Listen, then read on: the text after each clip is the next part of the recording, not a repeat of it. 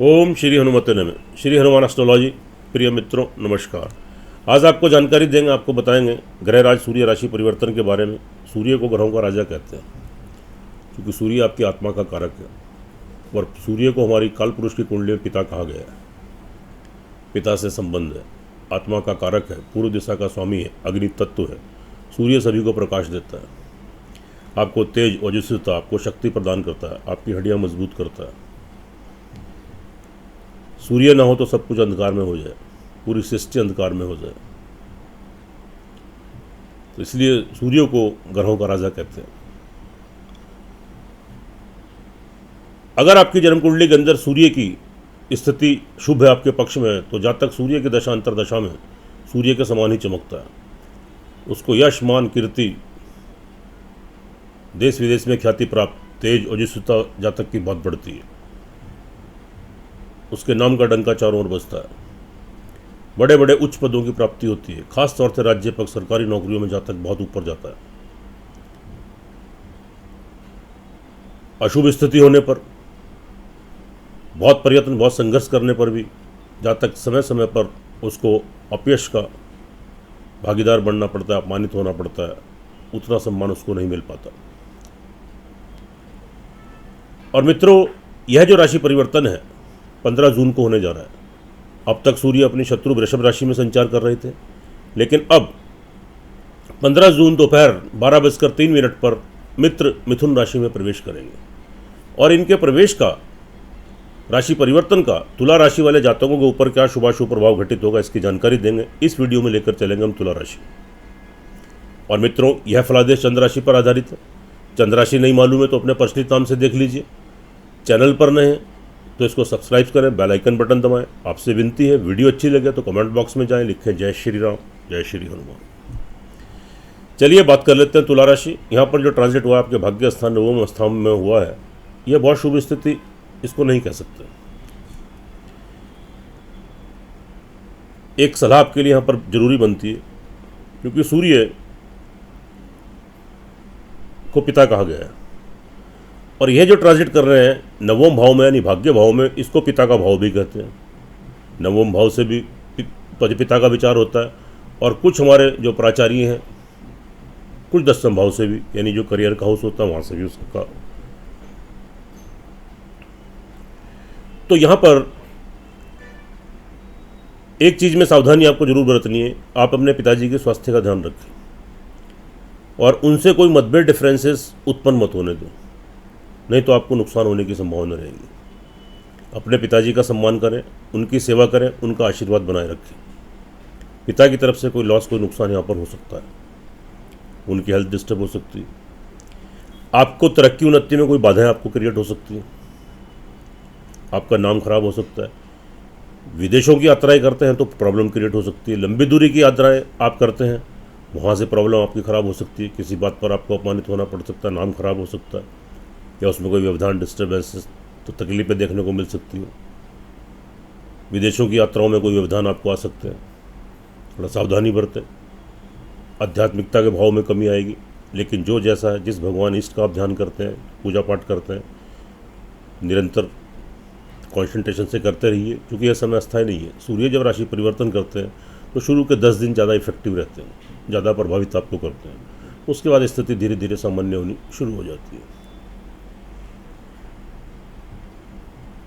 तो थोड़ा सूर्य जब राशि परिवर्तन करेंगे, आपको यहाँ पर थोड़ा परिश्रम, थोड़ी मेहनत आपको अधिक करनी है और अपने पिताजी की हेल्थ का ध्यान रखें। लंबी दूरी की यात्राओं से सावधानी बरतें, विदेशों की यात्राओं से थोड़ी सावधानी बरतें। उसके बाद यहाँ पर जो स्थिति आपकी बन रही है, इनकी जो जहाँ बैठते हैं वहाँ से पूर्ण दृष्टि सप्तम भाव पर डालते हैं, यह एक अच्छी स्थिति है। मित्र राशि पर दृष्टि पड़ रही है, तो यहाँ जो स्थिति बन रही है, यह है आपके आत्मविश्वास में वृद्धि करेगी, आपका पराक्रम बढ़ेगा, आपका सेल्फ कॉन्फिडेंस बढ़ेगा। छोटी मोटी यात्राएं, ट्रैवलिंग करते हैं, वहाँ से आप लाभ गेन करेंगे। नए संबंध, नए कम्युनिकेशन आपके बनेंगे। छोटे भाई बहन, मित्र वर्ग, आपके सहकर्मी, प्रिय बंधु, वेल विशर, मिलने जुलने वाले लोग, उनसे लाभ गेन करेंगे। नए संबंध आपके स्थापित होंगे और यहाँ पर उन संबंधों का आप लाभ भी उठाएंगे। उसके बाद यहाँ पर जो स्थिति आपकी बन रही है, दाम्पत्य जीवन का सुख यहाँ पर मिलेगा आपको। आपके दाम्पत्य जीवन में वृद्धि होगी। पति पत्नी है, एक दूसरे में मतभेद डिफरेंसेस चल रहे थे तो वह स्थिति आपकी सामान्य होगी।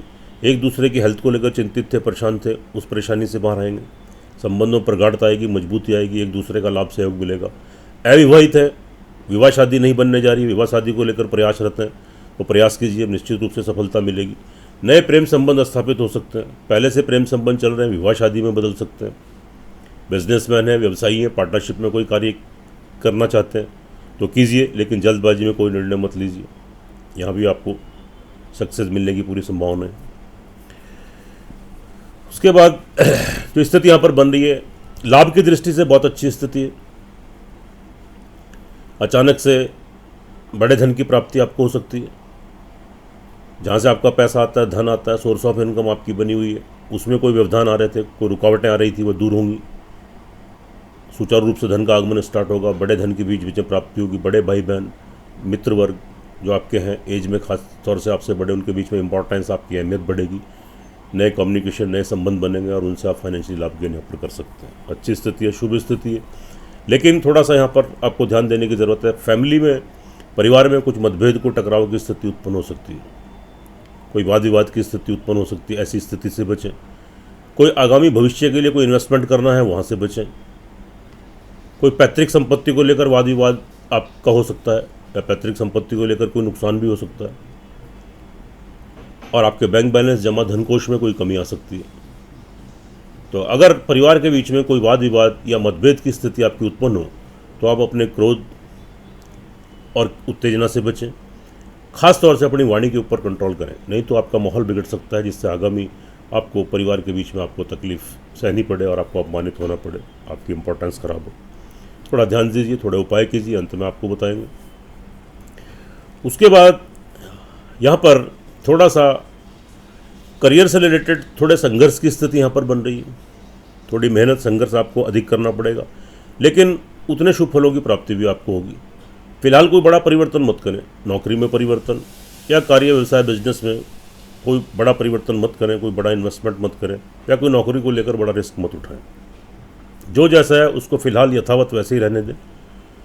कुछ दिन के बाद स्थिति सामान्य होगी, क्योंकि सूर्य जब ट्रांजिट करते हैं, राशि परिवर्तन करते हैं, तो शुरू के 10 दिन ज़्यादा इफेक्टिव रहते हैं, आपको ज़्यादा प्रभावित करते हैं। उसके बाद स्थिति पर धीरे धीरे सामान्य होनी शुरू हो जाती है। तो शुरू में आपको थोड़ा ध्यान देने की ज़रूरत है और थोड़े उपाय करने की ज़रूरत है। देखिए मित्रों, यह फलादेश चंद्र राशि पर आधारित है, इसकी अपनी इंपॉर्टेंस है, इसकी अपनी अहमियत है। लेकिन जो आपकी लगन कुंडली, जन्म कुंडली होती है, उसका सर्वाधिक महत्व होता है। अगर आपकी लगन कुंडली, जन्म कुंडली में सूर्य की या किसी और ग्रह की दशांतर दशा आपके पक्ष में चल रही है, तो निश्चित मानिए यह सूर्य का राशि परिवर्तन आपको फिर यहाँ पर काफ़ी शुभ फलों की प्राप्ति करा सकता है। और अगर आपकी जन्म कुंडली के अंदर सूर्य या किसी ग्रह की दशांतर दशा आपके प्रतिकूल, आपके पक्ष में चल रही है, फिर यह भी निश्चित मानिए शुभ प्रभाव तो कम हो ही जाएंगे, आपको परेशानियाँ और कठिनाइयों का सामना करना पड़ सकता है। आपका नाम भी खराब हो सकता है, आपकी बात भी खराब हो सकती है, लंबी दूरी की यात्राओं से कोई बड़ा नुकसान आपको हो सकता है। तो यहाँ पर थोड़ा आपको ध्यान देने की ज़रूरत है। परिवार में कोई बात आपकी खराब हो सकती है, तो थोड़ा सावधानी बरतें और कुंडली का विश्लेषण शुरू कराएं। दोनों चीज़ें टैली होती हैं, 100% परिणाम मिलते हैं, उससे आप लाभान्वित होते हैं, आपका मार्गदर्शन होता है। उपाय के तौर पर यहाँ पर ज़रूरी बनता है तुला राशि वाले जातकों के लिए, कुमकुम चीनी ले लें, तांबे के लोटे में पानी मिलाकर, और 3 बार गायत्री मंत्र से उसको अभिमंत्रित करें और ओम सूर्याय नमः, ओम सूर्याय नमः कहते हुए सूर्य भगवान को अर्घ्य दें। और वहीं पर खड़े होकर या तो सूर्य गायत्री का 11 या 21 बार जाप करें, या फिर ओम घृणी सूर्याय नमः इस मंत्र का 1 मिनट तक जाप करें, निरंतर कंटिन्यूटी में। काली चींटियों को गुड़ वाली शक्कर खिलाएं, और रविवार के दिन एक तांबे का सिक्का ले लें, कॉइन, थोड़ा सा गुड़ ले लें, सिर के ऊपर 3 बार घुमाएं, बहते पानी में, दरिया में या समुद्र में प्रवाहित करें। तो थोड़े बहुत दुष्प्रभाव हैं, उनसे आप बचेंगे और सूर्य की तरफ से आपको सुरक्षा प्रदान होगी, आपको प्रोटेक्शन मिलेगा। सुखी रहें, स्वस्थ रहें, हंसते रहें, मुस्कुराते रहें। जय श्री राम, जय श्री हनुमान।